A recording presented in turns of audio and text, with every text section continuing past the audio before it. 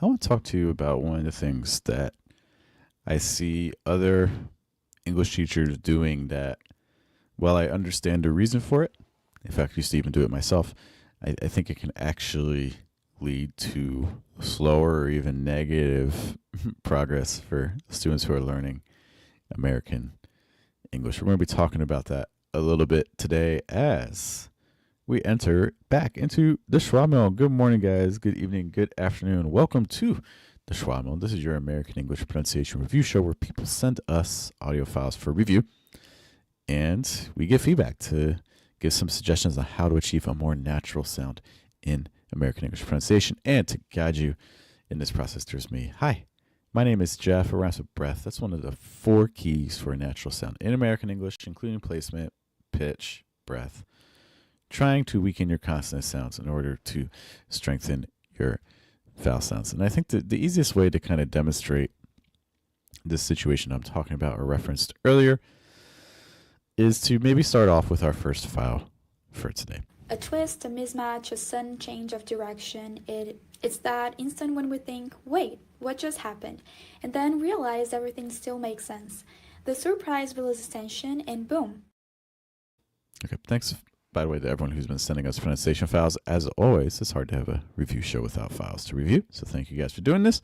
Let's play this one more time and we'll give some feedback. A twist, a mismatch, a sudden change of direction. It's that instant when we think, wait, what just happened?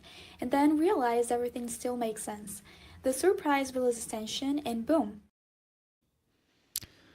I want to talk about 2 words from this audio file. Overall, I really like this. Very expressive, which tends to be a very challenging thing, as we've seen some from past episodes. So I like the emotion that's coming through here. One sound that occurred a couple of times that sounds a little bit different from what I would expect in American English is the short I sound. The short I sound sounds like eh, eh.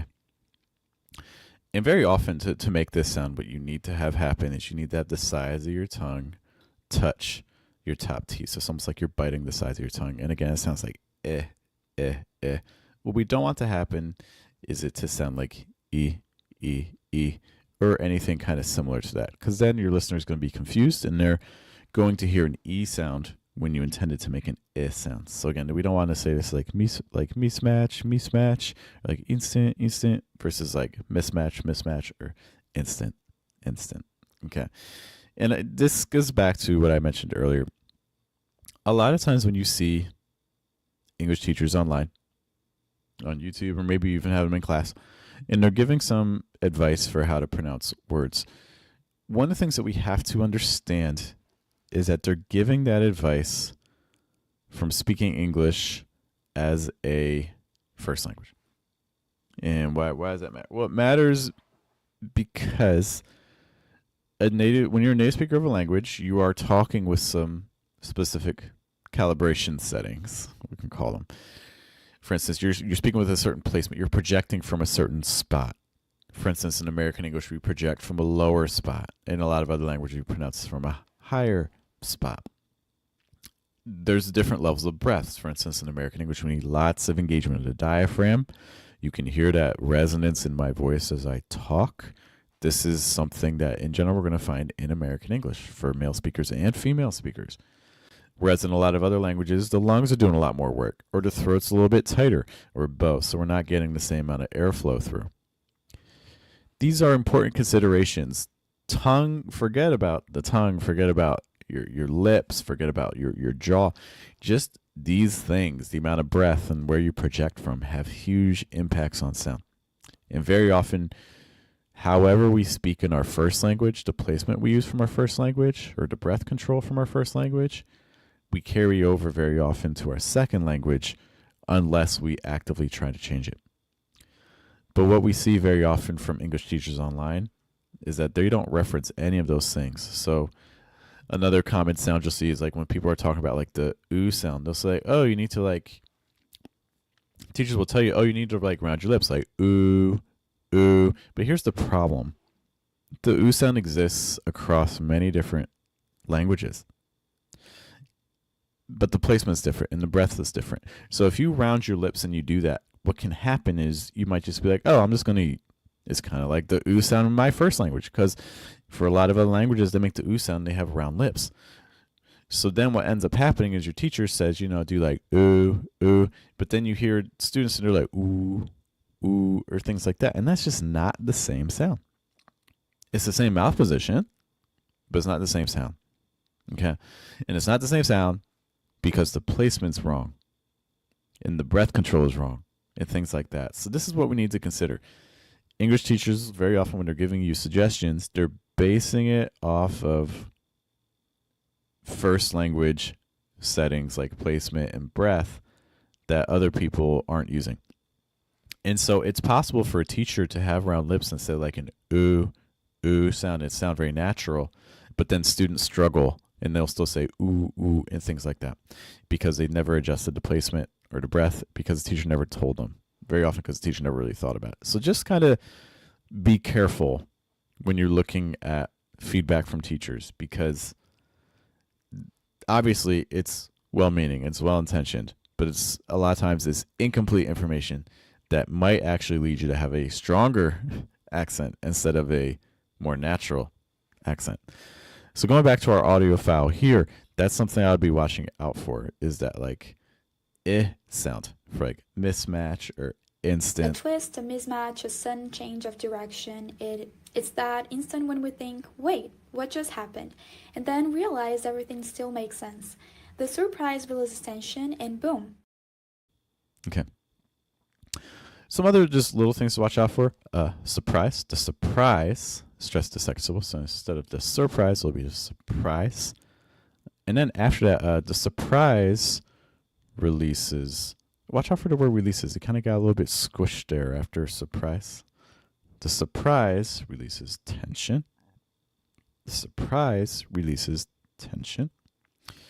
And there was one final place I just want to identify with a little bit of a high placement. Let's just be mindful of. A twist, a mismatch, a sudden change of direction. It's that. The word change. It's like a mismatch, a sudden change, like change. I would try to do this progression while maintaining a low placement. It's like a, che, change.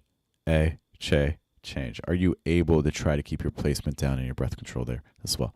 A, che, change. Okay. But yes, watching out for that short I sound, watching out a little bit for placement, and watching out a little bit for some stress, for instance, on the word surprise. But overall, I think there's lots of things to be very happy with in this audio file. Thank you so much for sending that to us. A quick note before we take a look at our second and final audio file for today. By the way, if you want to send audio files, you can find a link to our Telegram group that's free in the video description. That's where people send us files in case you want to get yours reviewed. A quick note that tonight we have our conversation club, which happens again on Mondays from 6 to 6:30 p.m. New York.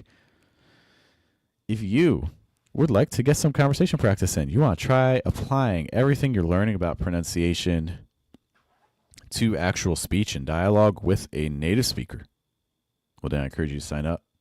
And being in this too also gives you access to things like webinars that we have, a mastermind that we have every week, and video modules to kind of guide you in a more structured way as you perfect your pronunciation or change it the way that you desire. So if that sounds like something you're interested in, again, I would encourage you to register for the Institute so that way you can join us for some conversation tonight. All right, let's take a listen to our final file for today. Does my sexiness upset you? Does it come as a surprise that I dance like I've got diamonds at the meeting of my thighs? Okay, we got a poem. Maya's in the house. Let me play it one more time. Does my sexiness upset you? Does it come as a surprise that I dance like I've got diamonds at the meeting of my thighs? Okay. Again, we're very blessed today because we have two files that I feel like are doing a pretty good job of putting some emotion into what they're saying and things like that. So thank you guys for considering that. Emotion is very important. I always tell students, the words are the least important thing about what you say. It's your body language. It's your tone.